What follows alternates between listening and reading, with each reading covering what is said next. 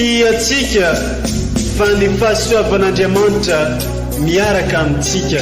Isika fa ny fahasoavan'Andriamanitra miaraka amintsika noho izy roatsika sandrivaky sy asantsika miaraka aminy.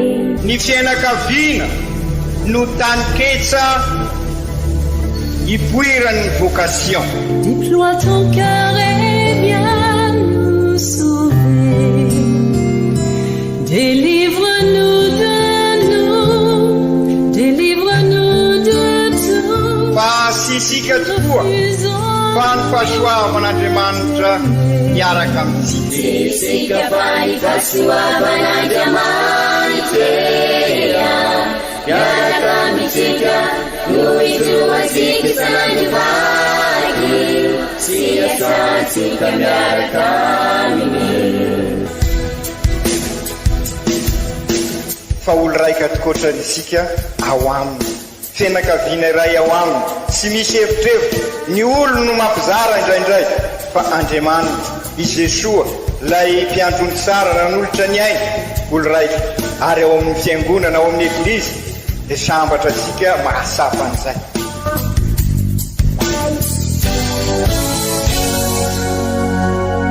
Olo araiky atsika atambatry ny fanahy masina kamiray, olo araiky ao amin'ny Kristy. Fandaram-pampianarana iarahana amin'ny son excellence Monseigneur Benjamin Marc Ramarson eto amin'ny radio Faniry.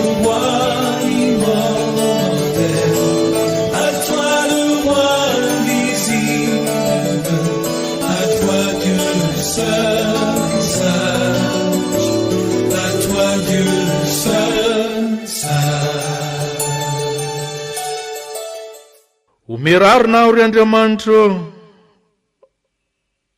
ombao amin'ny ady ataoko, anoerako ny firenena tsy mivavaka, fa ianao no Andriamanitra mandako. Mbala tsara apatsika jiaby izay mpankafy mpanaraka ity fandaharana ity, ary mpankafy tsy misaraka amin'ny radio Faniry, radio mamitsika ity.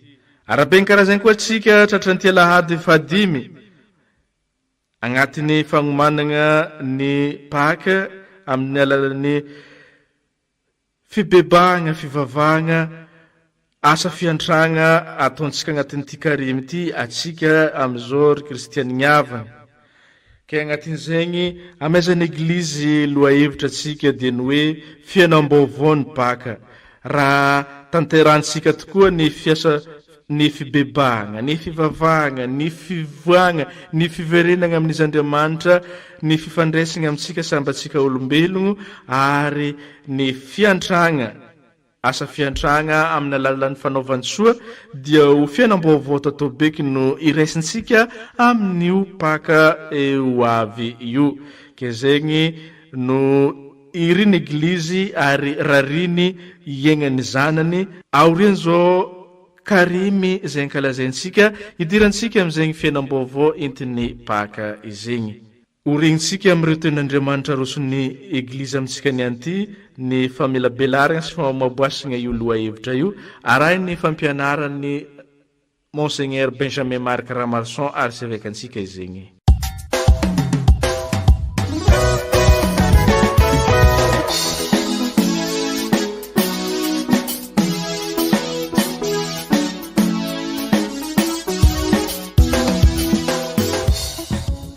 Fankalazana ny tenin'Andriamanitra, boky izay empaminany. Izao ny lazain'ny Tompo, izay nanao lalana eny amin'ny ranomasina, sakely dalana eny amin'ny ranomahery, izay namoaka kalesy aman-tsoavaly sy tafika amam-piady mahery iantafika.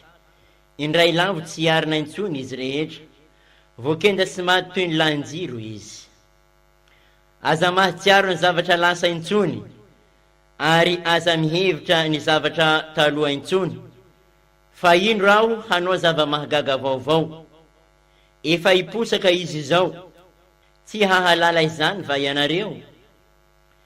Hanisy lalana any anefitra aho sy ony eny an-tsaha karakaina. Hanome voninahitra ahy ny biby eny an-tsaha, mba amin'ny Amboadia sy ny Ostrisa, satria nanisy ranontanan'efitra aho sy ony eny amin'ny tany karakaina, ampisotroana ny vahoakako, ny olom-bafidiko, ny vahoaka noforoniko mba ho ahy, ka hitory ny fiderana ahy. Izany ary ny tenin'ny Tompo, isaorana ny Andriamanitra. Sambata mitumani alanala yelu, sambata mitumani alanala yelu, rana pudini babuna kausiani situpu, mubaca tani uluna lasalu bizaye. Tula kineo kizaneri tamiza tini atuni rasikaru teu ambabana napurisi jareza na taunira piranena ambala nini retina taunitu wazireu Enilali watina taunitu amina kadefari tuku arabuna mua ranyana ampu dire tuku ni namana ulababu eturanu maeri mamakie pichireni Mafigu senda tumanisi ranu masu ulizinda wanatini ya farina aurina ramandu sunu senda kabelute tutumani ropa mafimi voka mandemani pinivua Verina kusabia dire belukira pamiranzani bukatala samudi anyatalu eni saurani nindani raini tu ndambawudi sini zanani tungani tarida lananaye natura kizani jua nifana asambara ni urisi makayeri ni malayelu sambateze mitumani alanala yelu sambateze mitumani alanala yelu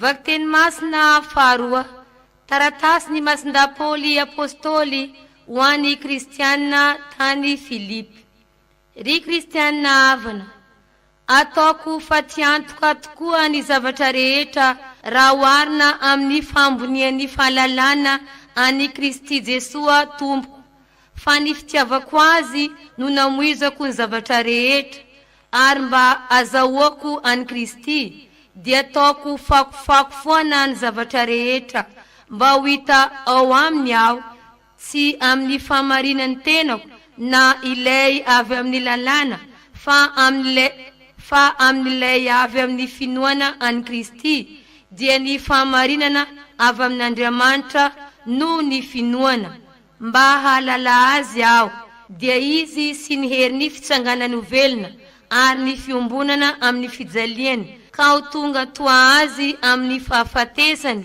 sy atratra ny fitsanganako velona raha azoko atao sy dia hoe efa natratra sahady aho tsy akory na hoe efa lavrary fa miezaka aho mba hatratra izay natratraran'i Kristy Jesua ahy eny ry Kristiana avana tsy manao ahy ho efa natratra aho fa zavatra iray ihany no ataoko dia ny manadino izay eo aoriako sy miezaka ho amin'izay eo alohako miazakazaka anatratra ny marika aho mba asahoako ny loka izay iantsoan'Andriamanitra ahy eny ambony eny ao amin'ny Kristy Jesua. Izany ary ny tenin'ny Tompo isaorana ny Andriamanitra.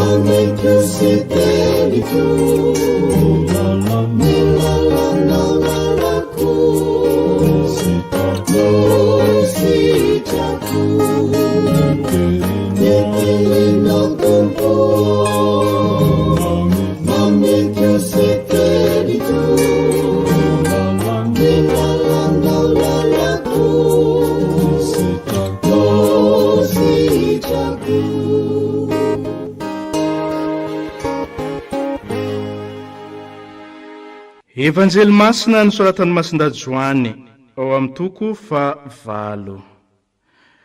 Tamin'izany andro zany i Jesua dia nankany an-tendrombohitra Oliva fa noho ny maraina koa vao niverigny tanàn-tempoly izy ka nagnatogno azy ny vahoaka rehetra dia nipetraka nampianatra azy ireo izy. Ary nisy vehivavy anankiray azo nijangajanga nentin'ny mpanoradalagna sy ny farisianina ka narosony teo afovoany. Dio izy tamin'i Jesua, ry mpampianatra, azo nijangajanga ity viavy ity, ary Moizy ao amin'ny lalagna dia nandidy antsika itao rabato ny ologno toy izany. Fa ianao kosa, mba ahoana hoy ianao? Izy no nanao izany dia niaka fagnahy azy, mba hisy iampangany azy. Fa i Jesua kosa niondriky dia nanoratra tamin'ny ratsan-tanany teo amin'ny tany. Ry zareo amin'izay tsy nitsahatra fa mbola nahontany azy ihany, ka nitraka izy dia nanao taminy hoe, iza tsy manampahotagna aminareo noaka itao rabato azy voalohany.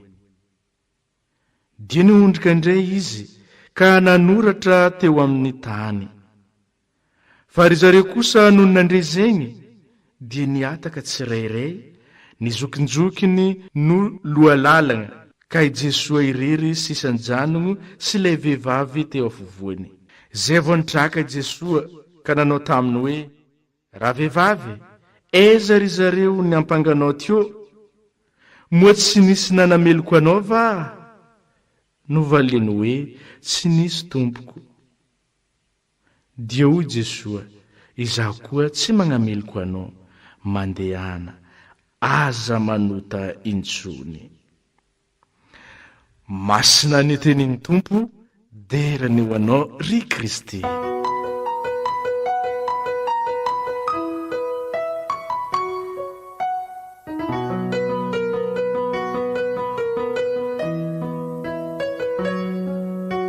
Ry kristianina havana, efa manakaiky dia akaiky tokoa ny fankalazasika ny Paka.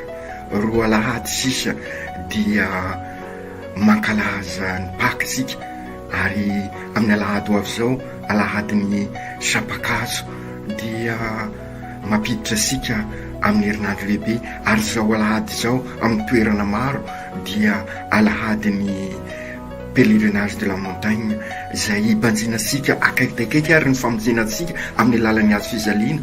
Ary ny dikany hoe miakatra amin'ny la montagne sika dia mba irisika koa hiakatra ny fiainasika, fa sy rehefarehefa amin'ny tany.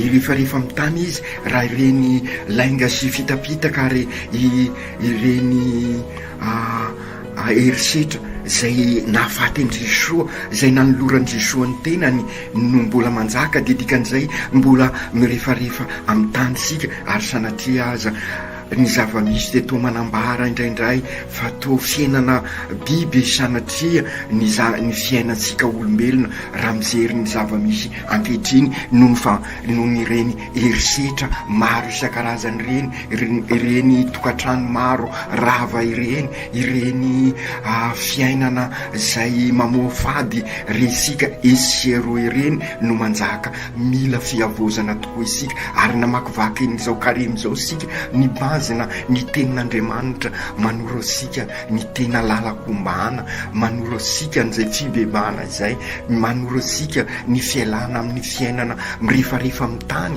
ka mba mianso asika hiakatra ambonimbony kokoa. Ka izay indrindra ny pèlerinage de la montagne ampiakatra asika any amin'Andriamanitra, sy hoe hiakatra andahoan'izao zava-misy izao, fa ao anatin'izay fiakaratsika zay no fiantsona antsika anavao any fiainantsika, ka tonga atsika ho génération de baptiseurs, ho taranaka mpanorona EEV, église olona velona, mivelona ny finoany. Ary zay finoana zay no ambarantsika amin'ny Paka, i Jesoa Kristy velona, sy hoe nofinofy, sy hoe Andriamanitra lavitra, fa Andriamanitra eo anivon'ny fiainantsika, ka mianso asika iombona aminy, ka raha miara-maty aminy amin'ny fahotana, amin'ny rasika, amin'ny lainga, amin'ny fitapitaka, dia miara-mitsangana aminy, ka mahatonga asika ho taranaka mpanorona, manorona eglizy olona velona,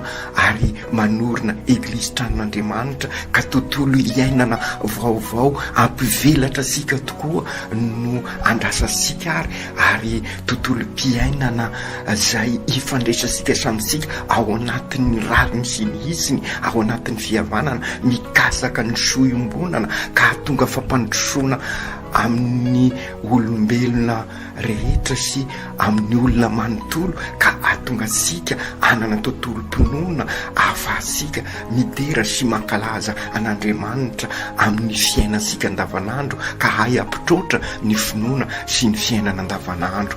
Ary dia izay no andrandraisika ary amin'izao Paka izao, ary izay no fotom-pampianarana zay tian'ny eglizy antitraterina amintsika amin'izao Alahady 15 amin'ny karemy izao, ka ananasika fiainam-baovao. Izay no ambarany Isaia mpaminany amin'ny vakiteny voalohany: indro aho hoy izy, anao zava-mahagaga vaovao, ary ny rano hosotroiny vahoako. Ary dia izay ny Paka, aoka ny lasa hoy ny Isaia mpaminany ho an'ny lasa any, fa manomboka amin'izao mba ho zava-baovao tokoa. tokoa ny fiainantsika, ho fiainam-baovao tokoa ny fiainantsika. Ary de zay no andraindraisika ary amin'izao baka izao, ary mampiditra sika amin'ny fiomanana amin'izay hoe fankalazana ny congrès eucharistika izay.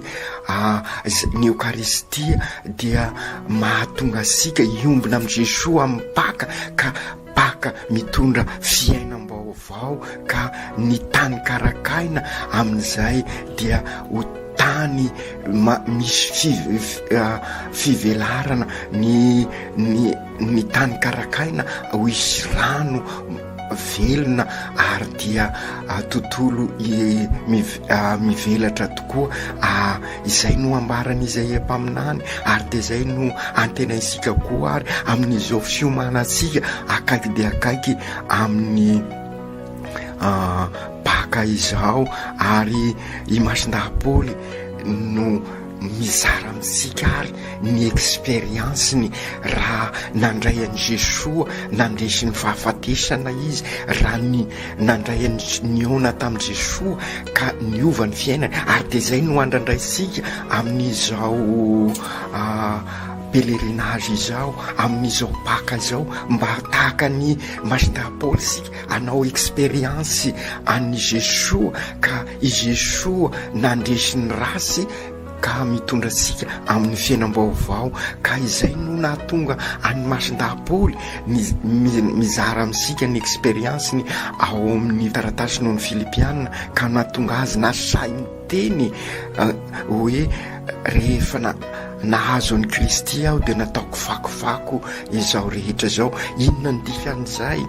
Ny tiany lazaina sy hoe namono tena izy na nanjary sy ny velona tahaka ny olona rehetrarehetra, sanatria zany mivelona tahaka ny olona izy, fa ny fivelomany an'izay rehetra zay dia ao amin'ny Kristy, ao amin'ny Kristy amin'ny alalany, ary miaraka aminy, miaraka amin'ny Kristy izy. I Kristy zany no nanjary arena ho azy, fa sy ny fitiavatena sy ny fitapitaka sy ny lainga, fa i Kristy no nataony arena.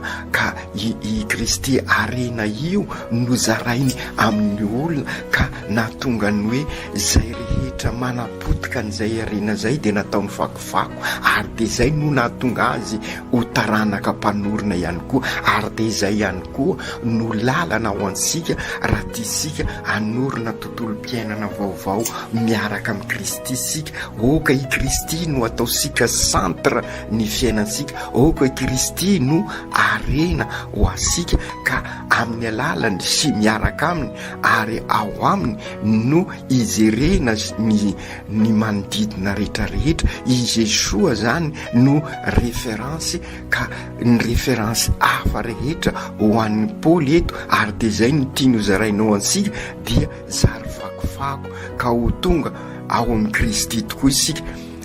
Ary zay no mahatonga any Masindahy-Paoly milaza hoe sy de hoe efa natratra sahady aho sekory na hoe efa lavorary, fa miezaka aho mba hatratra zay natratraran'ny Kristy Jesoa ahy.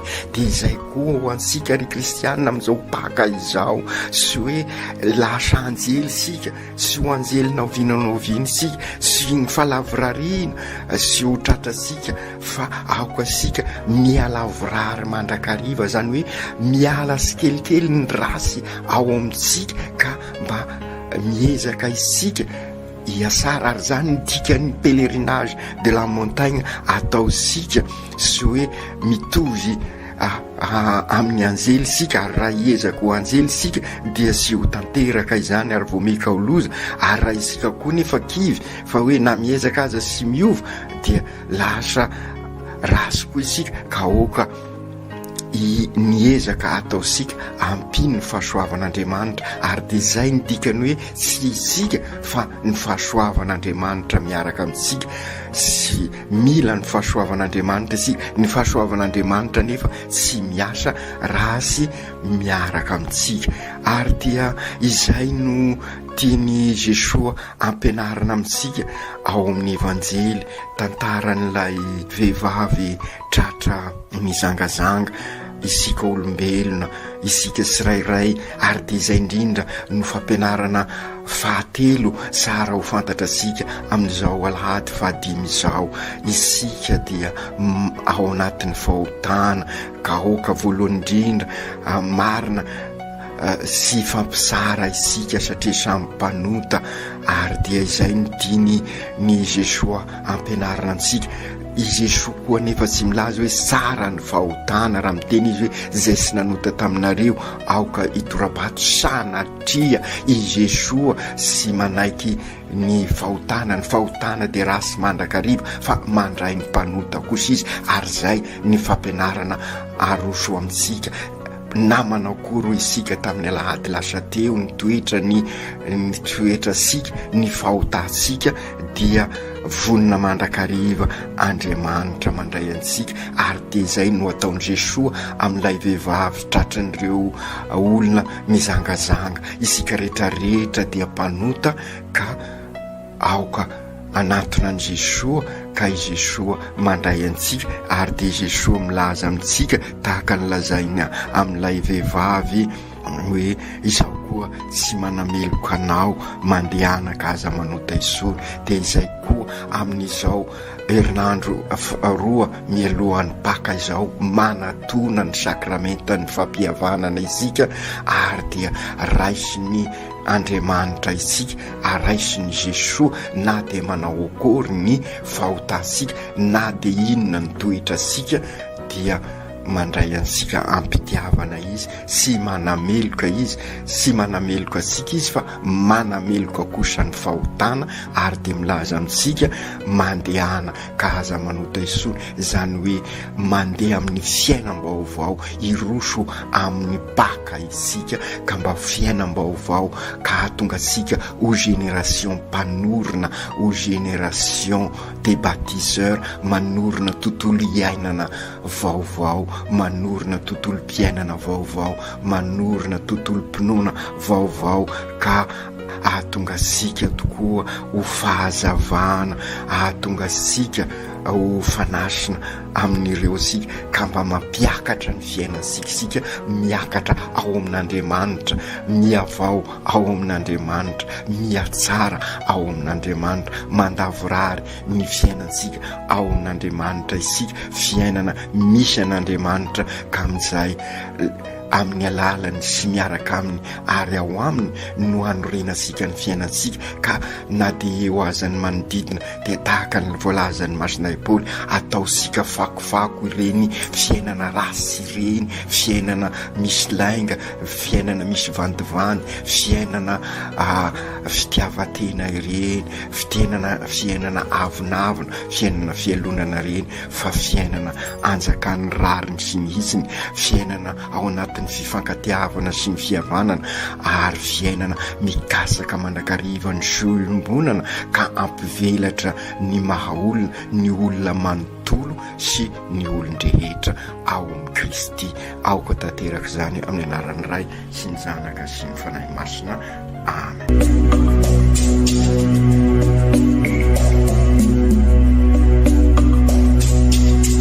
Tsy atsika fa ny fahasoavan'Andriamanitra miaraka amintsika. Isika fa ny fahasoavan'Andriamanitra miaraka amintsika no izoatsika sandrivaky sy asantsika miaraka aminy. Ny fianakaviana no taniketsa ipoiran'ny vocation. Déploie ton cœur et viens nous sauver. Délivre-nous de tout. Fa sisika tokoa fa ny fahasoavan'Andriamanitra miaraka amintsika. Sisika fa ny fahasoavan'Andriamanitra miaraka amintsika no izoatsika sandrivaky sy asantsika miaraka aminy. Fa olo raika atikoatran'isika ao aminy fianakaviana iray ao aminy sy misy hevitrevitra ny olo no mampizara indraindray fa Andriamanitra i Jesoa lay mpiandrony tsara ran'olotra ny aina olo raiky ary ao amin'ny fiangonana ao amin'ny eglizy dia sambatra atsika mahasafan'izay.